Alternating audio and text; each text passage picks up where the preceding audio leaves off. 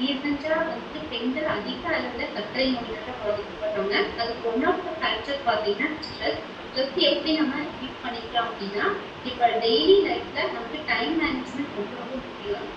அதை ப்ரீவியஸ் டேவே நம்ம ஓட்டிங்கன்னா ஃபர்ஸ்டே பிளான் பண்ணிக்கணும்.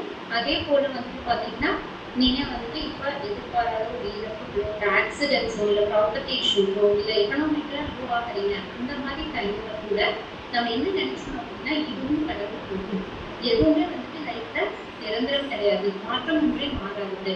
ஸோ இந்த மாதிரி வந்துட்டு இருக்கும்போது ஒரு ப்ராப்பர் ஸ்லீப் இருக்கணும்னா உடலும் அடுத்து ஆரோக்கியமா இருக்கும்.